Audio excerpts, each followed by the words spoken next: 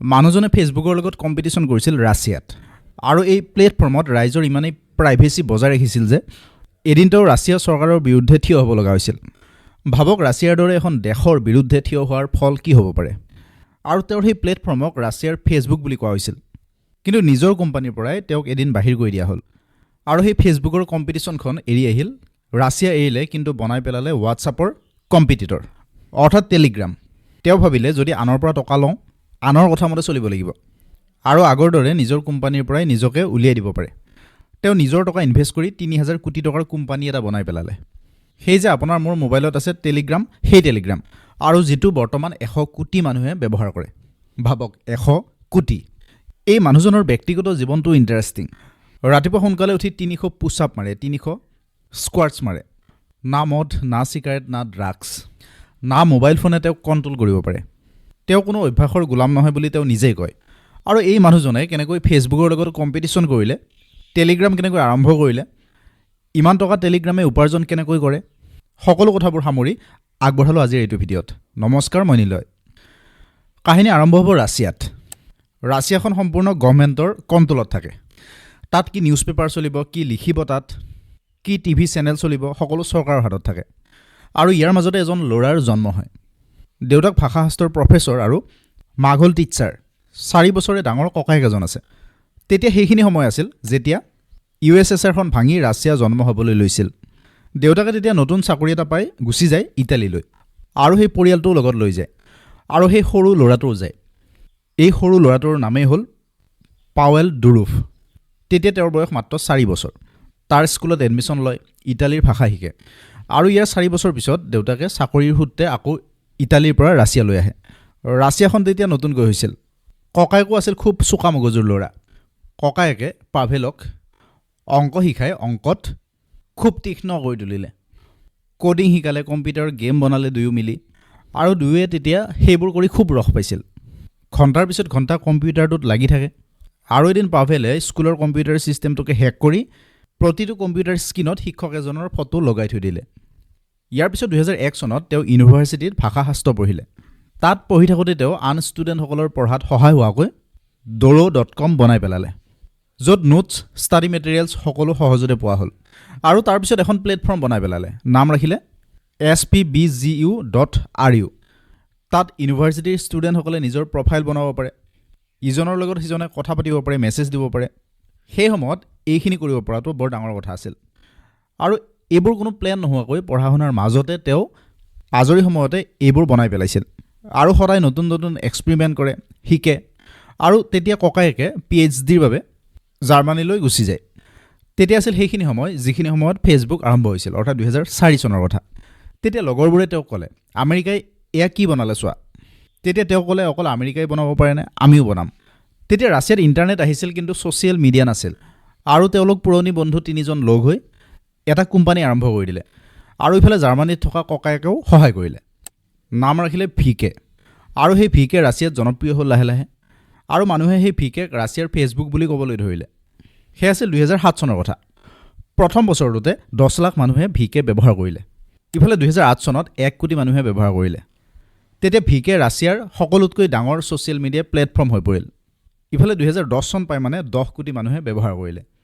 তেতিয়া তেওঁৰ বয়স মাত্ৰ ২৬ বছৰ। তেতিয়ালৈ তেওঁৰ কোনো বিজনেছ প্লেন নাছিল আৰু সেই কাম কৰাৰ নিচাতে VKটো বনাই পেলাইছিল আৰু মানুহে যাতে কথা পাতিব পাৰে তাৰ সুবিধা কৰি দিছিল।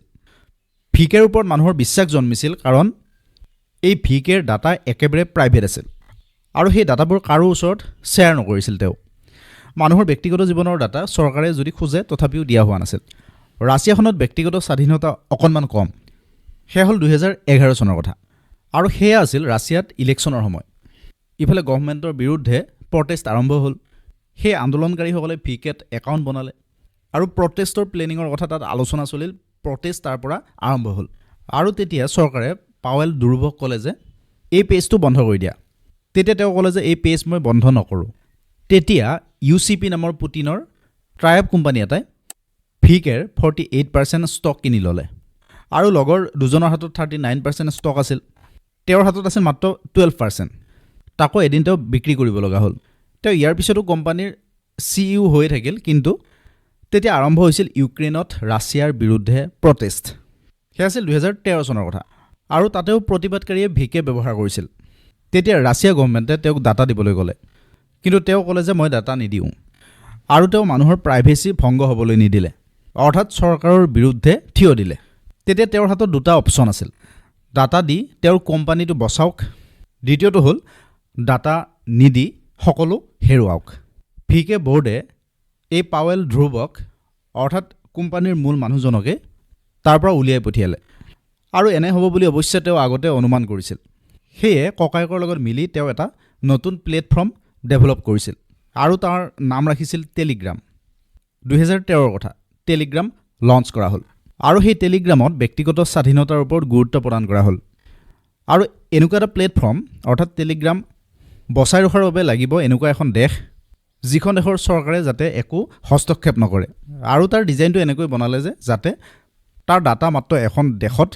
সেভ হৈ নাথাকে বেলেগ বেলেগ দেশত সেভ হৈ থাকে ইয়াৰ মেইন উদ্দেশ্য হ'ল প্ৰাইভেচি বজাই ৰখা আৰু তেওঁ সেই ভিকেৰ 12% শ্বেয়াৰ বেছি যি $300 মিলিয়ন পাইছিল সেই পইচা তেওঁ এই টেলিগ্ৰামত লগাই দিলে কিন্তু কাৰোৰে পৰা পইচা নললে যাতে সম্পূৰ্ণ কণ্ট্ৰোল নিজৰ হাতত থাকে আৰু যাতে সেই ভিকেৰ দৰে নহয় এতিয়া চিন্তা হ'ল সেই কামবোৰ ক'ৰ পৰা চলোৱা হয় ৰাছিয়া দেশখনটো এৰি আহিল প্ৰথমতে বহুকেইখন দেশ ঘূৰি ফুৰিলে আমেৰিকালৈ গ'ল কিন্তু তাত দেখিলে যে তেওঁক সিকিউৰিটি এজেণ্টে কণ্ট্ৰোল কৰিবলৈ বিচাৰিছে গম পালে যে তাতো সেফ নহয় অৰ্থাৎ গভৰ্ণমেণ্টে কণ্ট্ৰোল কৰিব তাৰপিছত তেওঁ ডুবাইলৈ গুচি গ'ল বয়স তেতিয়া তেওঁৰ 30 বছৰ 2013ত আৰম্ভ কৰা এই টেলিগ্ৰাম 2016 পাই মানে 100 মিলিয়ন ডাউনলোড কৰা হ'ল আৰু 2018 পাই মানে তাৰ ডাবল হ'ল 2022ত 700 মিলিয়ন মানুহে ব্যৱহাৰ কৰিলে আৰু 2025 পাই মানে 100 কোটি হ'ল আৰু সেই কোম্পানীৰ কাম এনেকৈ ভগাই দিলে যে যাতে অফিচত মাত্ৰ 30 বা 40 জন মানুহে কাম কৰে আৰু সকলো ডিসিশন তেওঁ নিজে লয় বোৰ্ডৰ সিদ্ধান্তৰ বাবে ৰৈ থাকিব নালাগে গতিকে সেই ডিসিশন ফাষ্ট হয় আৰু সেই প্লেটফৰ্মখন এনেকৈ বনালে বহুকেইটা ভাগত ভাগ কৰি দিলে যাতে বেলেগ বেলেগ ঠাইৰ পৰা বেলেগ বেলেগ মানুহে তাৰ ওপৰত কাম কৰি থাকিব পাৰে আৰু সেই সিস্টেমটো এনেকৈ ডিজাইন কৰিলে যাতে বহু কাম অটোমেটিক হৈ যায় অৰ্থাৎ নিজে নিজে চলি থাকে নিজে কোড বনোৱা হৈ যায় ইয়াৰ পিছত সেই কোম্পানী চলাবলৈ পইচাৰ উপাৰ্জনৰ ওপৰত মন দিব লগা হোৱাত দা ওপেন নেটৱৰ্ক আৰম্ভ কৰি ক্ৰিপ্টোকাৰেন্সিৰ লগত লিংক কৰি দিলে শ্বেয়াৰ বিক্ৰী নকৰিলে ঋণ ল'লে আৰু যিটো ইউএছএ ইলিগেল বুলি বন্ধ কৰি দিছিল তাৰ পিছত তেওঁ উপাৰ্জনৰ নতুন সোৰ্স বিচাৰিবলৈ বাধ্য হ'ল এই টেলিগ্ৰামত ডাইৰেক্ট এড নচলে প্ৰিমিয়াৰ আৰম্ভ কৰি দিলে অৰ্থাৎ কিছু এক্সট্ৰা সুবিধা দিলে যাৰ বাবে এক্সট্ৰা পইচা ল'লে তাৰ পিছত গ্ৰুপ আৰু চেনেলবোৰত এড আৰম্ভ কৰি দিলে এড চলাই দিলে অৱশ্যে সেই এডৰ 50% টকা সেই চেনেল বা গ্ৰুপৰ মালিকেও পোৱাৰ ব্যৱস্থা কৰি দিলে কোৰ্স ই-বুক বিক্ৰী কৰিব পৰা হ'ল তেতিয়া টেলিগ্ৰামে যিখিনি সুবিধা দিছিল হোৱাটছএপেও দিব পৰা নাছিল তেনেকুৱা সুবিধা তেতিয়া গ্ৰুপ বনাব পৰা হ'ল চেনেল বনাব পৰা হ'ল কোৱালিটি লো নোহোৱাকৈ ইমেজ পঠিয়াব পৰা হ'ল আৰু হোৱাটছএপত সেইবোৰ ব্যৱস্থা পিছতহে আহিছিল আইফোন এণ্ড্ৰইডৰ পৰা আৰম্ভ কৰি সকলোতে ব্যৱহাৰ কৰিব পৰা হ'ল লগ ইন কৰিব পৰা হ'ল আৰু মূল কথাটো হ'ল যে প্ৰাইভেচিৰ ওপৰত অতি বেছি গুৰুত্ব প্ৰদান কৰা হ'ল হোৱাটছএপেও প্ৰাইভেচি মেইনটেইন কৰে কিন্তু ফোন নম্বৰ আনৰ মোবাইলত সেভ কৰিলে হোৱাটছএপ আছে নে নাই গম পাই যায় বিভিন্ন অদৰকাৰী মেছেজ আহে ফ্ৰড মেছেজ আহে টেলিগ্ৰামত নিজৰ নাম্বাৰ লুকুৱাই ৰখাৰ ব্যৱস্থা আছে আৰু একাউণ্ট কোনে বিচাৰি পাব নাপাব নিজৰ হাতত থাকে আৰু যি প্ৰাইভেচিৰ বাবে দেশ এৰিব লগা হৈছিল সেইজন ব্যক্তিয়ে ব্যক্তিগত কথা ব্যক্তিগত হৈ থকাৰ ওপৰত আটাইতকৈ বেছি গুৰুত্ব দিছিল অৱশ্যে ইয়াৰ ডাটা ইমানেই সিকিউৰ যে বিভিন্ন ইলিগেল কাম চলিবলৈ আৰম্ভ হ'ল ইয়াৰ জৰিয়তে বিভিন্ন পাইৰেচিও চলিল সুবিধা সকলোৰে হ'ল তাৰ পিছত বিভিন্ন দেশৰ বাবে এই টেলিগ্ৰাম মূৰৰ কামৰণি হৈ পৰিল তেওঁক অভিযুক্ত কৰিলে কেইদিনমানৰ বাবে তেওঁক এৰেষ্টটো কৰা হৈছিল যদিও বৰ্তমানেও চলি আছে সেই টেলিগ্ৰাম ভিডিঅ'টো কেনেকুৱা পালে কমেণ্ট বক্সত জনাব আৰু এনেকুৱা ধৰণৰ ভিডিঅ'সমূহ পাই থাকিবৰ বাবে আপোনালোকে এই চেনেলটো ছাবস্ক্ৰাইব কৰি থৈ দিব